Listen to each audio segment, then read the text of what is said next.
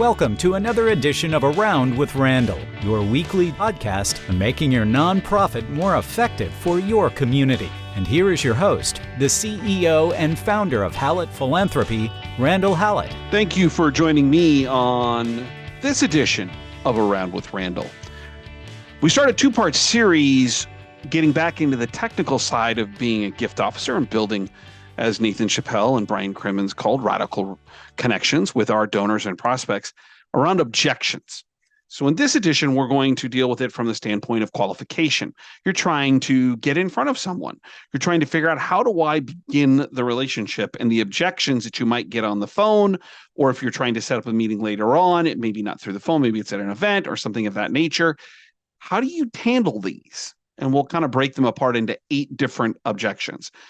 Part 2 are objections around the asking and closing of gifts, and how you can be ready to help kind of break apart people's process in this kind of world where we're trying to figure out how to build better and more engaged opportunities for conversation. So let's start here at the qualification piece, just maybe a 15-second review. In qualification, we're actually looking for only 2 things. We're trying to figure out, are they interested in what we do as a nonprofit? And number 2, do they have the capacity to make a gift at whatever level we work at? That could be an annual fund gift, so that could be $500 or $1,000. That could be a major gift, $5,000 or $10,000.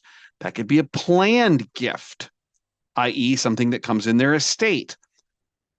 All of these levels of giving or giving opportunities are fraught with objections. And so we have to start with the basic premise of, what is it that we need to look like and do to be successful? So the first part is realizing what the goal is interest and capacity. The second is to know who we are. Then we'll get into the 8 objections. The first, I tell gift officers all the time, and if you've heard me say it, maybe it's just a reminder, but we really are like the duck or the swan, depending on how you look at yourself. 2 things come from that. My favorite is that when you watch a duck or a swan glide across a lake or a body of water, they're swimming, they look so graceful.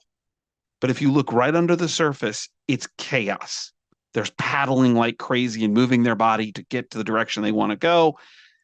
That's us. On the external side, we are graceful. And on the internal side, we're always a little bit unsure, a little bit chaotic, a little bit crazy, maybe even a little bit insecure. The second thing about the duck or the swan is that it's water off its back. Ducks and swans don't build houses and go indoors when it rains. They're outdoors.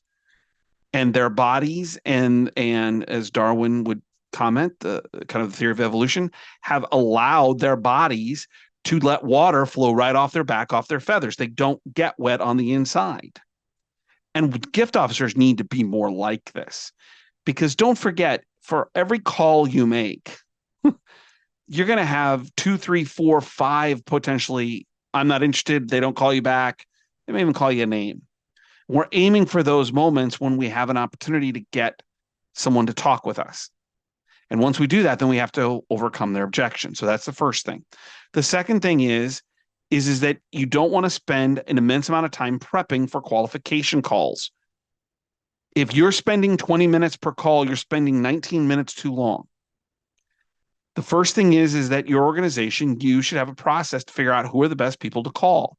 In healthcare, that's probably based on some grateful patient process. In higher ed, there may be alums. We just don't dial for dollars in the phone book most of the time. And for anyone who is involved with nonprofit work, they're usually former donors, or they were referred into by a board member. So the key here is to do a number of them in rapid succession, meaning you're not spending 15, 20 minutes per person that you don't know doing an immense amount of research. Your research should encompass 2 things. Number 1, look in your CRM to know if they've made a gift, any contact before, anybody other's notes. And number 2, do a quick Google search, and I call it the Google trick. If you put quotes around what you're looking for in Google, it will restrict the findings or the search to look for just those things inside the quotes.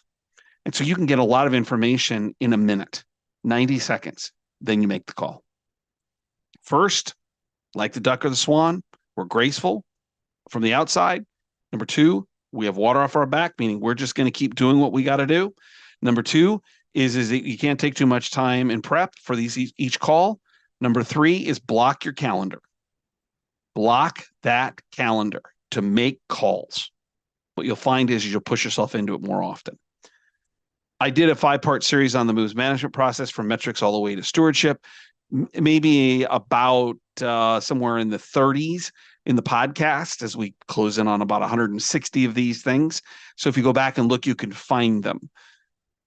I want to shift real quick and into the meat of what we want to talk about today, about obstacles. How do we overcome them? You've done the research. You have a great deal of grace. You're dialing those numbers. You're getting on the phone. You've blocked your calendar to do so. And all of a sudden you've got someone on the phone and you kind of have it scripted in your mind. And they're going to say, yes, I'd love to sit down and chat with you so we can figure out if they're qualified, interest, and capacity. And something comes up and says X. And you're like, now what do I do? I think there are 8 major objections that we should pay attention to. And there's verbiage and language that come from each one that I think can be helpful in getting you more time and more opportunities to talk with people. The first one is the one I see most often, and it's the most prominent. Are you calling me for money? They're trying to figure out what the purpose of the visit is. So depending on where you got their name, depending on what type of sector of the nonprofit world, we'll kind of take these apart, there are various ways of answering it. The first thing you should say is, I hope, no, I'm not asking you for money.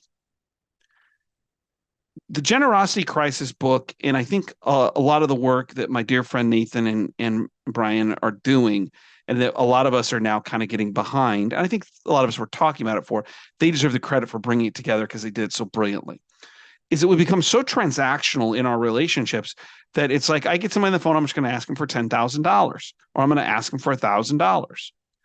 Well, where's the relationship in that? Where's the transaction or the transformational opportunity? How do you know what they're interested in? Now, if you're calling someone for $25 and it's the annual fund drive for alums, it's probably, yes, I am calling about money. I'd like to talk to you about how you might continue or support the organization. But as soon as you get above $500 or $1,000, you might want to talk to them. They might find it an engendering quality that allows them to feel good about giving to the institution and the relationship that you have with them. So, first thing, no, I'm really not calling about money. This isn't a fundraising call. Now, it depends on where you got the name. Dr. Smith, if it's a grateful patient referral, personally asked me to follow up with you, to hear about your experience, to tell you a little bit about some of the things going on in the organization. If it's higher ed, it could be, we're doing a lot of outreach to I'll use me as an example, our law school alums to find out about their perspective, several decades removed from going and why they think it's a valuable educational experience. And to tell you about some of the things that we're trying to get accomplished and do. If it's in social service or you're following up on maybe they've made a gift. No, first and foremost, I'd like to thank you for what you've done for the organization. You looked in the CRM, hopefully. You, as a donor, gave the last 3 consecutive years. And what we're realizing is we don't do a lot of and enough of thank yous to those that are consistent donors. Your goal is to find out what their pressure point is. And if you use an excuse, and it's really not an excuse, it's really a true rationale.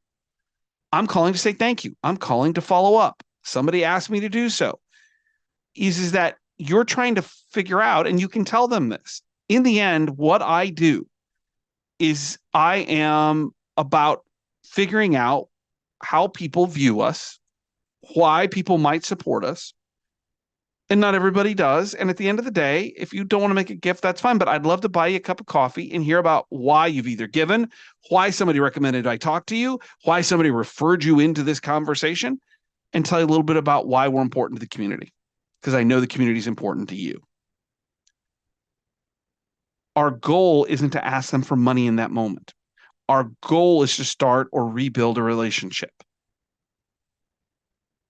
And this may mean requalifying from a stewardship perspective. If you go back to those 5 individual podcasts where I break apart the various pieces of the moves management process, in stewardship, you heard me say, or you would hear me say, that the most important thing in stewardship is its recultivation.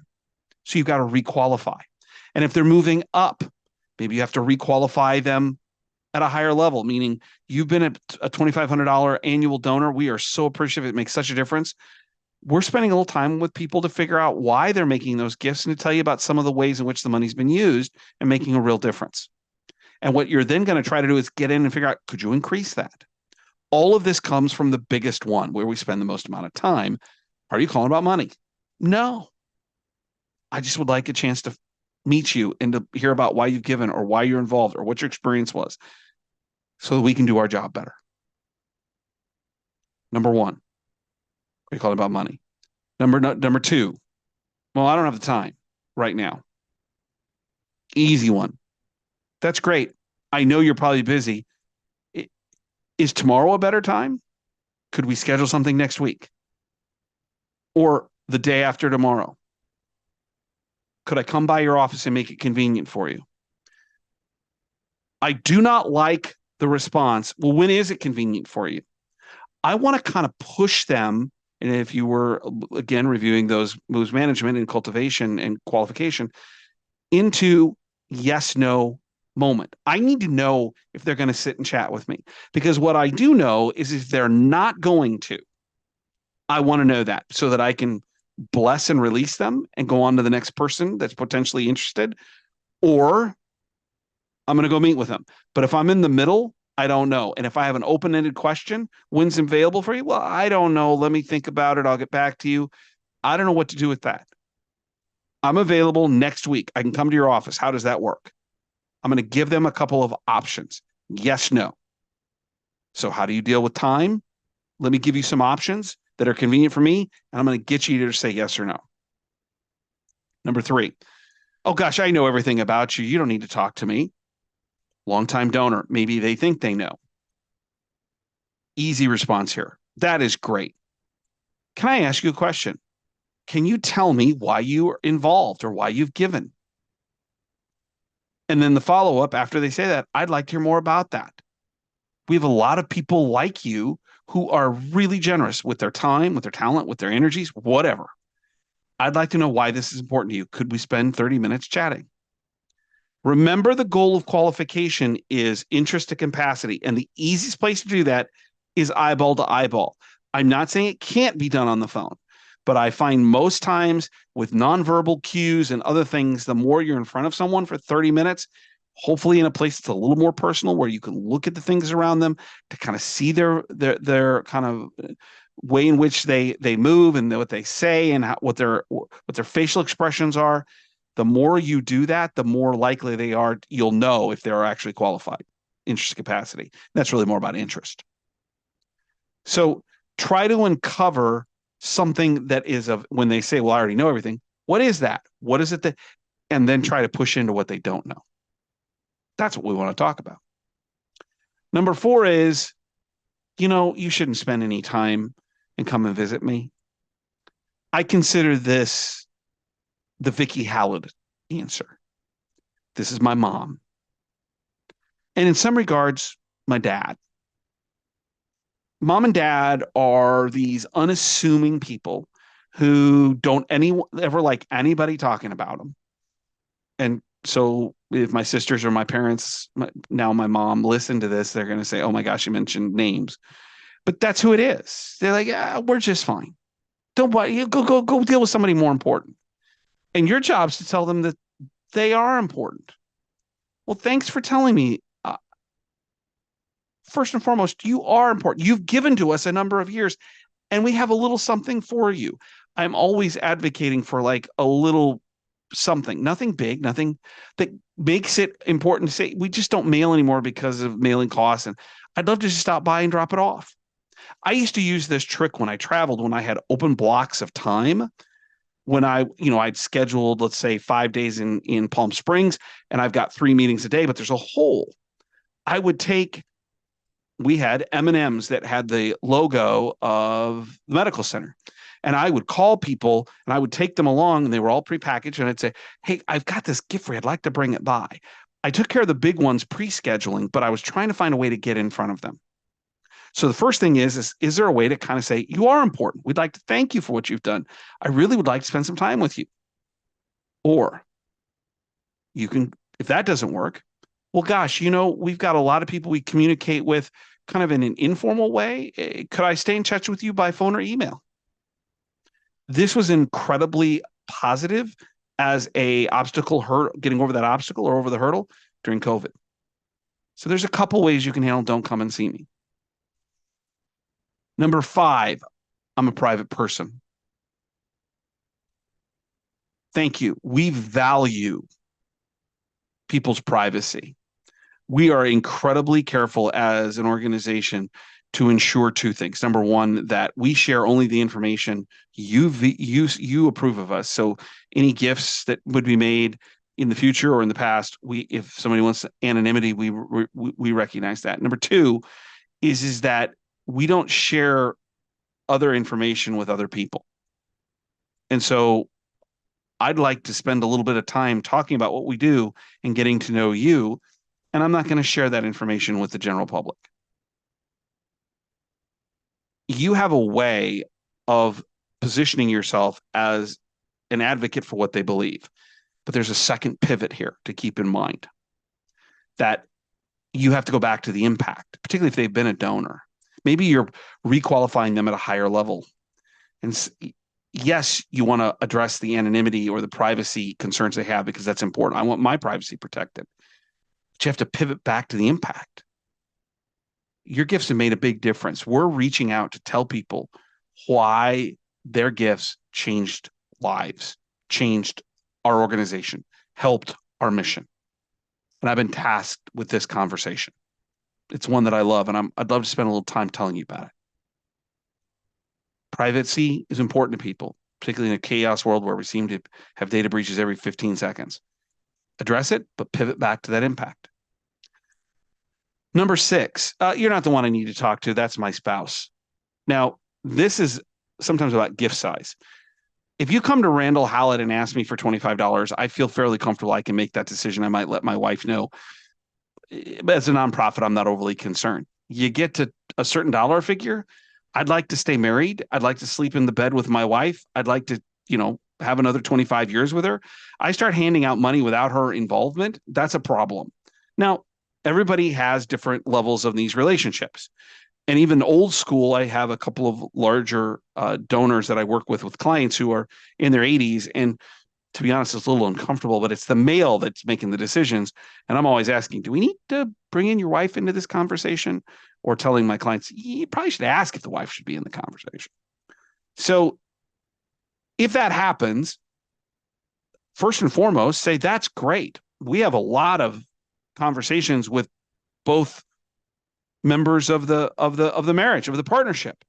We'd love to sit down. Let's talk about how I could come and visit you both. Would be easiest at home or a cup of coffee? When's a good time tomorrow between 1 and 5? Again, creating some boundaries. Or next week that maybe I could stop by and we could talk about what we're doing and why this was important to you. If you try to run without the spouse, you're going to run into problems, particularly if you get into larger gifts amount. Number 2, they've told you what the barrier is. You've got to overcome it. The obstacle. Get in front of both of them. How does your wife schedule? How does your husband schedule? Is there someone we can get to help do this? This is really important. I think it would be very valuable to spend 30 minutes with the 2 of you. Some language, try to position the 2 of them together. I'll let you know if I need anything. I don't need a visit and we don't have to worry about this. Great. Well, first and foremost, if they were a donor, thanks so much for everything you do. Would it be okay if I called or emailed every once in a while just to check in and see how you're doing and let you know how your giving's making a difference? Or if I need anything, I'll let you know, or I'll let you know if something comes up. Maybe also a message of when they give. And so they're already trying to say, look, from a qualification standpoint, the timing's bad. I'm one of those people. We've shifted, my wife and I, our charitable giving from doing a budgetary, meaning every month, to an end of the year. So if you're asking me in February, it's not a good time. So you might want to pause it. Is now the right time for your choices? Could I stay in touch with you? Could I give you some understanding of what your giving does? Could I check back with you in 3 months and see if that maybe fits better in terms of your time frame? The last thing is I'm upset about something. The food in the hospital, the professor who wasn't nice to me, whatever. The first thing is you're going to have to be empathetic, and you're going to have to listen to it, and you're going to have to fall on the sword. I'm so sorry that happened. I've heard that before. It's really important to our CEO, to our leadership, to our board that we get this addressed. With your permission, I'd like to take that concern and make sure that my superiors, our leadership knows this so we can get it addressed. But what I have found is once you let someone complain and you accept it and you say, thank you so much, we need to improve on this, and you really elevate their thought process that you're a listening and a willing partner to get things better, to make them better, the next question is critical. If we remove that, can you tell me about the rest of your experience? And what I found is normally it's really good. But if you don't take care of the hurdle, which is that first something to complain about, something went wrong, something didn't work right, then you never get to all the other aspects. Accept it, fall on the sword, and then say, gosh, if we take that away, how was everything else? Did anyone else make a big difference for you? There are 8 hurdles in the qualification process. You're trying to get in front of someone that you can use tactically to get more conversations going. And that's going to build better relationships for you in the qualification, moving toward, hopefully, more cultivation. Next time, we'll deal with the end of cultivation into the ask and some of the objections that come there. Don't forget the blogs at hallettphilanthropy.com, 2 or 3 a week, all kinds of subjects. I just wrote one on the First Amendment. And then yesterday wrote one on the tragedy in Hawaii, both related to kind of nonprofit in various ways. Might give you something to think about, kind of be interested in. You can get an RS feed right to your inbox. And if you'd like to reach out to me, that's podcast at hallettphilanthropy.com. Can't thank you enough for joining me, because what you're doing is making a difference. And I'm hoping this is a kind of a classroom setting to take some things away that makes your job more worthwhile, your career more worthwhile, the work that you do more worthwhile, and your nonprofit's effect on the community more worthwhile. What you're doing is important. Sometimes hard, maybe not always fair, but it's critical. Philanthropy and nonprofits fill the holes of our society. And what we need is more engagement. You do something incredibly valuable. Some people make things happen. Some people watch things happen, and then they're